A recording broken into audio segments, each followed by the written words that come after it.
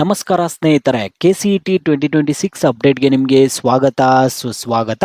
ಸ್ನೇಹಿತರೆ, ಈಗ KCET counselling ಏನೋ ಇನ್ನು ಹತ್ರದಲ್ಲೇ ಸ್ಟಾರ್ಟ್ ಆಗುತ್ತೆ. ನೀವು ಏನೇನೊಂದು ಡಾಕ್ಯುಮೆಂಟ್ಸನ್ನು ರೆಡಿ ಮಾಡಿ ಇಟ್ಕೋಬೇಕು, ನಿಮ್ಮ ಹತ್ರ ಏನೇನು ಡಾಕ್ಯುಮೆಂಟ್ಸ್ ಬೇಕು ಅಂತ ನೀವು ಕೇಳೋದಾದರೆ, ಸ್ನೇಹಿತರೆ ಇಲ್ಲಿ KCET ಕೌನ್ಸ್ಲಿಂಗ್ಗೆ ಅಂದರೆ ಕೌನ್ಸ್ಲಿಂಗ್ ಅಂತ ಅಲ್ಲ, ನೀವು ನೆಕ್ಸ್ಟ್ ಈಗ ಕೌನ್ಸ್ಲಿಂಗಲ್ಲಿ ಯಾವುದೋ ಒಂದು ಕಾಲೇಜಲ್ಲಿ ಸೀಟ್ ಸಿಗುತ್ತೆ, ಆ ಕಾಲೇಜ್ಗೆ ಹೋಗಿ ನೀವು ಅಡ್ಮಿಷನ್ ಆಗಬೇಕಂದ್ರೆ ಕಂಪಲ್ಸರಿ ಡಾಕ್ಯುಮೆಂಟ್ಸ್ ಅಂತೂ ಬೇಕೇ ಬೇಕಾಗುತ್ತೆ.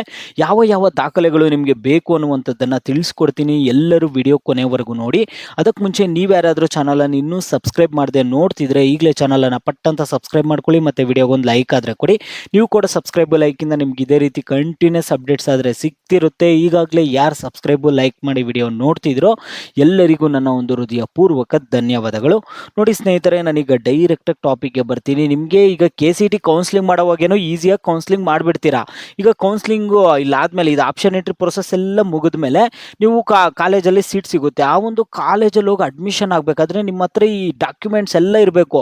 ಲಾಸ್ಟ್ ಇಯರ್ ಎಲ್ಲ ತುಂಬ ಜನ ವಿದ್ಯಾರ್ಥಿಗಳು ಮಿಸ್ಟೇಕ್ಸ್ ಮಾಡ್ತಾನೆ ಇರ್ತಾರೆ, ಯಾವುದೋ ಒಂದು ಡಾಕ್ಯುಮೆಂಟನ್ನು ಕಳೆದುಕೊಂಡಿರ್ತಾರೆ.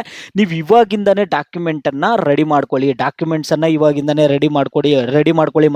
ಮತ್ತೆ ಹೇಳ್ತಿದ್ದೀನಿ, ಯಾಕಂದರೆ ಸಾಕಷ್ಟು ಜನ ವಿದ್ಯಾರ್ಥಿಗಳು ನೆಗ್ಲೆಕ್ಟ್ ಮಾಡ್ತೀರಾ. ಈಗ ನಿಮ್ಗೆ ಹೆಂಗೂ ಕೌನ್ಸ್ಲಿಂಗ್ ಪ್ರೊಸೆಸ್ಸು ಸ್ವಲ್ಪ ಡಿಲೇ ಆಗ್ತಿದೆ, ಅದರಿಂದ ಈಗ ನಾನು ಹೇಳುವಂತಹ ಎಲ್ಲ ಡಾಕ್ಯುಮೆಂಟ್ಸನ್ನು ರೆಡಿ ಮಾಡ್ಕೊಳ್ಳಿ ಸ್ನೇಹಿತರೆ. ಮೊದಲನೇ ಒಂದು ಡಾಕ್ಯುಮೆಂಟ್ ನಿಮ್ಮ ಹತ್ರ ಕಂಪಲ್ಸರಿ ಏನಿರಬೇಕಂದ್ರೆ KCET ಫೈನಲ್ ಅಪ್ಲಿಕೇಶನ್ ಫಾರ್ಮ್. ಈಗ ನಿಮ್ದು ಎಡಿಟ್ ಎಲ್ಲ ಮಾಡಾದ್ಮೇಲೆ ಒಂದು ಫೈನಲ್ ಅಪ್ಲಿಕೇಶನ್ ಫಾರ್ಮ್ ಇರುತ್ತಲ್ಲ, ಅದು ನಿಮ್ಮದು ಅಪ್ಲಿಕೇಶನ್ ಫಾರ್ಮ್ ಅನ್ನುವಂಥದ್ದು ತುಂಬಾ ಇಂಪಾರ್ಟೆಂಟು. ಅಡ್ಮಿಷನ್ ಟೈಮಲ್ಲಿ ಕೂಡ ಕೇಳ್ತಾರೆ, ಎಲ್ಲ ಒರಿಜಿನಲ್ ಡಾಕ್ಯುಮೆಂಟ್ಸ್ ಎಲ್ಲ ಬೇಕಾಗುತ್ತೆ. ನಿಮ್ಮ ಹತ್ರ ಒಂದು ಅಪ್ಲಿಕೇಶನ್ ಫಾರ್ಮನ್ನು ರೆಡಿ ಮಾಡಿ ಇಟ್ಕೊಂಡಿರಿ, ಓಕೆನಾ, ಒಂದು ಫೈಲಲ್ಲಿ ಇಟ್ಕೊಂಡಿರಿ. ಮತ್ತು KCET ಅಡ್ಮಿಟ್ ಕಾರ್ಡು, ಈ ಒಂದು ಅಡ್ಮಿಟ್ ಕಾರ್ಡನ್ನು ಅಪ್ಲಿಕೇಶನ್ ಫಾರ್ಮನ್ನು ವಿದ್ಯಾರ್ಥಿಗಳು ನೆಗ್ಲೆಕ್ಟ್ ಮಾಡ್ತಾನೆ ಇರ್ತಾರೆ. ಲಾಸ್ಟ್ ಇಯರ್ ಕೂಡ ಎಷ್ಟೋ ಜನ ವಿದ್ಯಾರ್ಥಿಗಳು ಕಳೆದುಕೊಂಡಿದ್ದಾರೆ.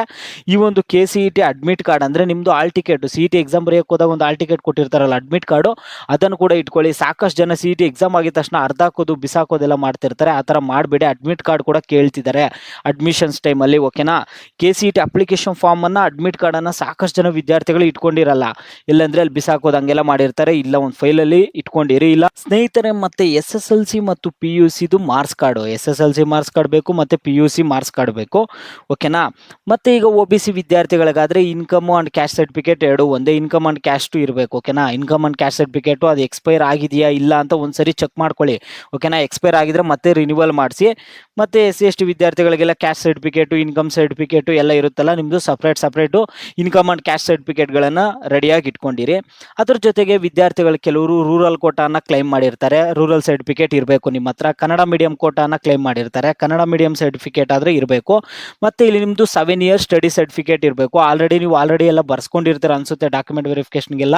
7 ಇಯರ್ಸ್ ಸ್ಟಡಿ ಸರ್ಟಿಫಿಕೇಟ್ ಕೂಡ ನೀವು ಆಲ್ರೆಡಿ ಇಟ್ಕೊಂಡಿರಿ ಸ್ನೇಹಿತರೆ. ಇಲ್ಲಿ ಇನ್ನು ಕೆಲವರು ಹೈದರಾಬಾದ್ ಕರ್ನಾಟಕ ಕ್ಲೈಮ್ ಮಾಡಿರ್ತಾರೆ, ನಿಮ್ಮ ಹತ್ರ 371J ಸರ್ಟಿಫಿಕೇಟ್ ಇರಬೇಕಾಗುತ್ತೆ. ಈಗ ಹೈದರಾಬಾದ್ ಕರ್ನಾಟಕ ಕ್ಲೈಮ್ ಮಾಡಿರುವಂತಹ ವಿದ್ಯಾರ್ಥಿಗಳಿಗೆ 371J ಸರ್ಟಿಫಿಕೇಟ್ ಬೇಕಾಗುತ್ತೆ. ಮತ್ತು ಸ್ಪೆಷಲ್ ಕ್ಯಾಟಗಿರಿ ಕ್ಲೈಮ್ ಮಾಡಿರ್ತಾರೆ ವಿದ್ಯಾರ್ಥಿಗಳು, ಸ್ಪೆಷಲ್ ಕ್ಯಾಟಗಿರಿ ಕ್ಲೈಮ್ ಮಾಡಿರೋದು ಸ್ಪೆಷಲ್ ಕ್ಯಾಟಗಿರಿ ಸರ್ಟಿಫಿಕೇಟ್ಸ್ ಇರುತ್ತೆ.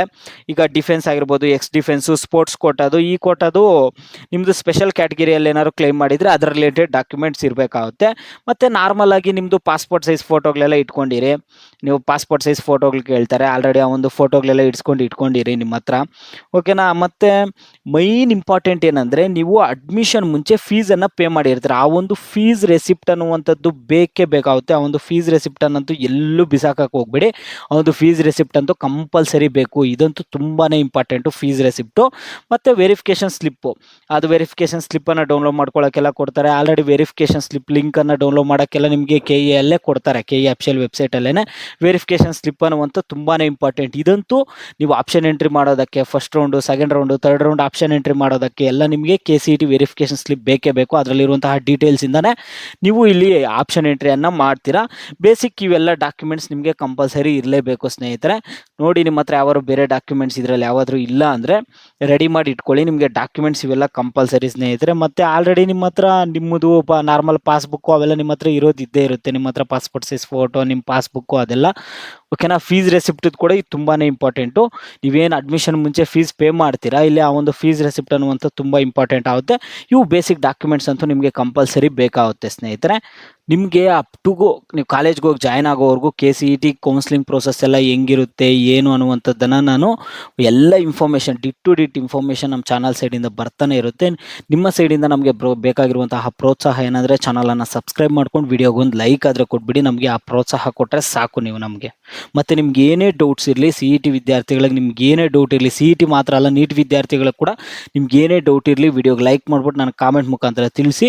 ನೀವು ವಿದ್ಯಾರ್ಥಿಗಳು ಯಾವ ಟಾಪಿಕ್ಸ್ ಬಗ್ಗೆ ಹೆಚ್ಚಿಗೆ ಕಾಮೆಂಟ್ಸ್ ಮಾಡಿರ್ತೀರೋ ಅದ್ರ ಬಗ್ಗೆನೇ ನಮ್ಮ ಚಾನಲ್ ಕಡೆಯಿಂದ ಮುಂದಿನ ವಿಡಿಯೋ ಆದರೆ ಬರುತ್ತೆ.